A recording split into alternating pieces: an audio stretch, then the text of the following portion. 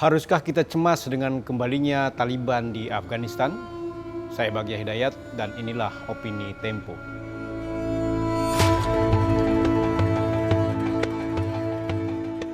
Kembalinya Taliban setelah 20 tahun Amerika mengendalikan Afghanistan harus kita cermati dengan sungguh-sungguh. Euforia di media sosial yang mengaitkan kembalinya Taliban sebagai kebangkitan Islam bisa menjadi tanda akan konsolidasi gerakan terorisme di Indonesia. Kita tahu banyak pelaku teror di Indonesia yang merupakan alumni dari pelatihan militer di Afghanistan.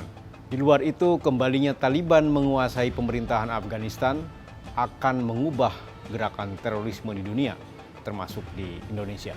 Didirikan pada 1994 atas dukungan Pakistan dan Amerika Serikat untuk melawan Uni Soviet, Taliban membesar dan menguasai pemerintahan Afghanistan pada kurun 1996 sampai 2001.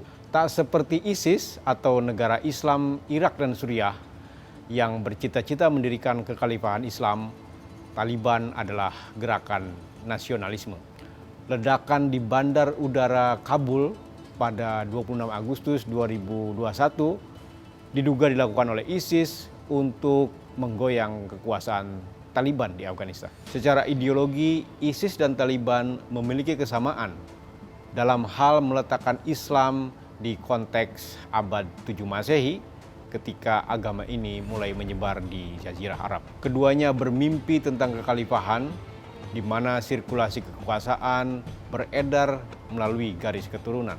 Di luar soal ideologi, kita juga harus melihat kembalinya Taliban dengan kacamata geopolitik Afghanistan dan negara-negara tetangganya.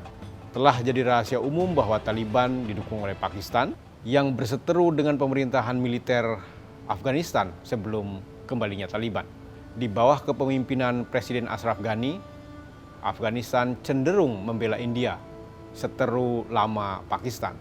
Kemenangan Taliban juga menguntungkan Cina yang bersiap dengan berbagai macam program ekonomi dan infrastruktur yang menjadi program utama Cina dalam menghubungkan berbagai titik penting di dunia.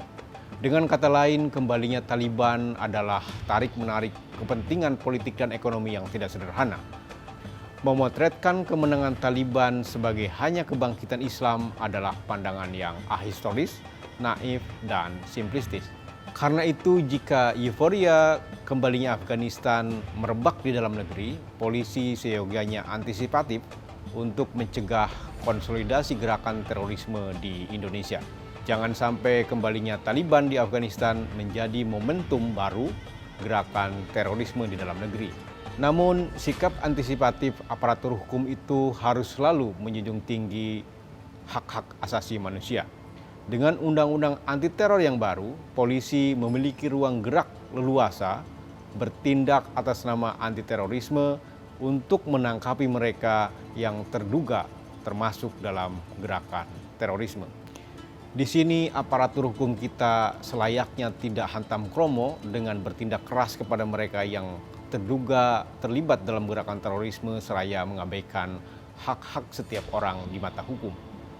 Selain itu, para pegiat pluralisme agama hendaknya terus mengkampanyekan Islam sebagai agama yang toleran. Pelanggaran hak asasi manusia yang dilakukan Taliban di Afghanistan selama ini hendaknya menjadi contoh praktik agama yang keliru dan tak patut ditiru.